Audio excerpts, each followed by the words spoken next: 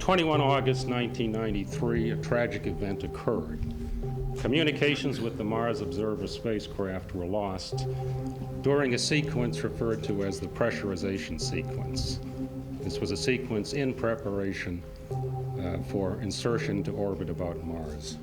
Once again, I mean, we're always trying things because they're hard, not because they're easy. And so once in a while, we're going to have a failure because we are trying hard things.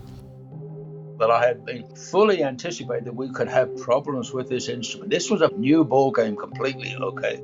But I was not concerned about the spacecraft. It never crossed my mind that spacecraft would let us down. And so this was a blow in the sense of, wow, something I completely didn't expect.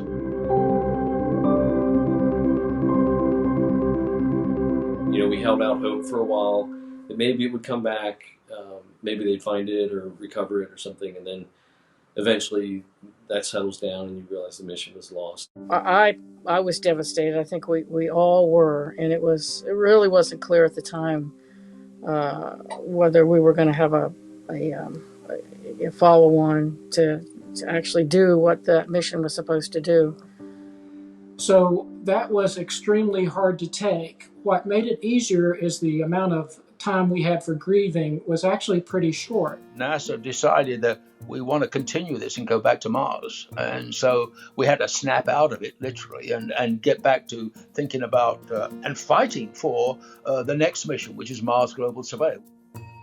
It was a difficult time, and it was the first time I think I really felt I had to get in there and argue with my colleagues, but as the PI, it was particularly for me, that we needed to get back to Mars and we needed to get back with this instrument.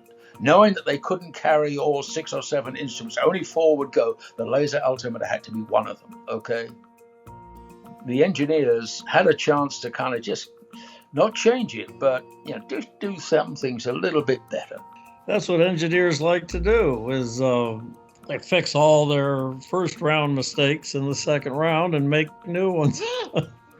We were asked immediately, how long will it take you to rebuild another copy of MOLA? How much is it going to cost? Can you get your team back together in time? Do you have the parts? So there was immediately a flood of things we had to do. Geometry brought me in for the detector engineer who just left the Goddard at the time. So I was lucky to join the team working on the detectors. We were only given, I think it's 3 years to rebuild it. It's shorter than usual.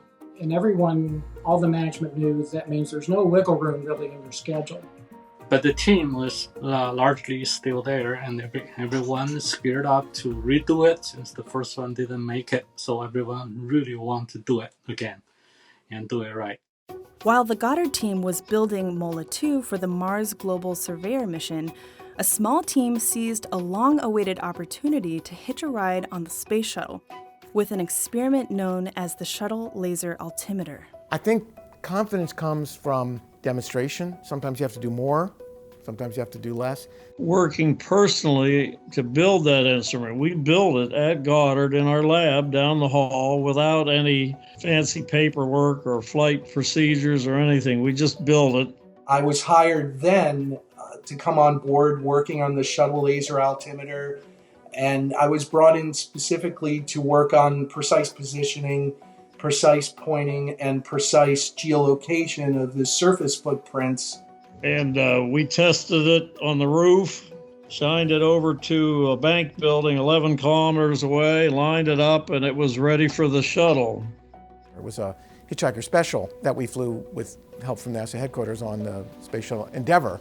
Booster ignition and liftoff of Endeavour in pursuit of a Japanese satellite. Throttle down as the orbiter prepares to pass through the area of maximum dynamic. They turned it on for us, and the first time they turned it on, the shuttle's upside down with the laser pointing at Earth. We're over the middle Pacific. First light showed all this fuzz over the surface of the Earth. We're all looking.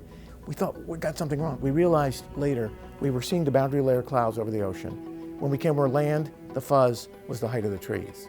All of a sudden, the laser pulses got shorter and shorter distances. The first landfall of the shuttle laser altimeter in the first orbit went right over the summit of the Mauna Kea volcano in Hawaii. Well, we're extraordinarily delighted to report that the shuttle laser altimeter experiment, it's a hitchhiker experiment on STS-72, has performed absolutely nominally. In fact, everything has worked even beyond our expectation. And that was a genuine first light experience with MOLA technology, but on Earth. Really had to get those data sets out there, and you had to get a couple people that really bought into it and built on it and convince others that this worked. As the data from the shuttle laser altimeter began to convince some skeptics, the Goddard team finished the MOLA instrument again. Our MOLA team really came through. It was just really another great experience for many of us, including me.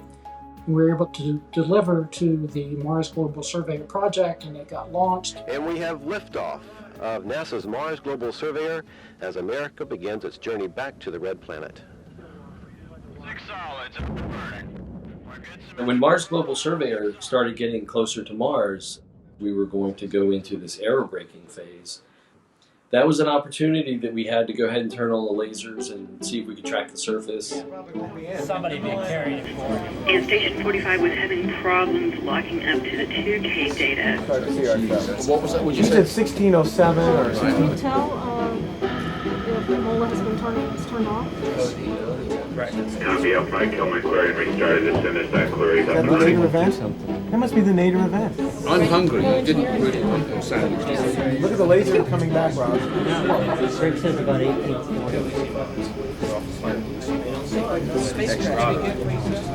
It's going to be too fast and I got too much data coming in.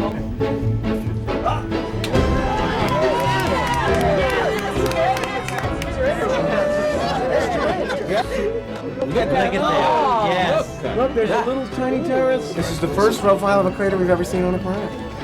That is. Rob, nice laser. Oh, there. Right. We have Mars, finally. 12 years. All right, let's take a look. I don't understand. Over a decade later, the Goddard team had proof. Planet-scale laser altimetry worked. It could map distant craters and valleys and mountains. It changed the game. Today, we've ushered in a new era in the remote sensing of Mars. And this particular data set that we've acquired has in fact enabled us to generate what we consider a very detailed description of the shape of the planet Mars. This has significant implications for the flow of water early on Mars. We believe this is one of the youngest features on the planet. We're seeing a planet that is very different from Earth. And it's telling us something about the Earth in an indirect way that says that not everything works in the way that we originally had in mind. The kind of measurements that we're making now are allowing us to, characterize Mars on timescales of days to years now. And then the next step is to try to go back eons and try to figure out what changed on Mars. I mean, at that time, we used to brag that Mars was mapped better than the Earth. The accuracy of MOLA was so good, and after a couple of years, the coverage was so good. It was definitely a more accurate map of a planet than any planet. And this came out of it can't be done in the mid-'80s to a tool that we now accept as the standard. For those of us that worked on MOLA, it was transformative. It wasn't at a destination or a place that we were as much as a place that we would become.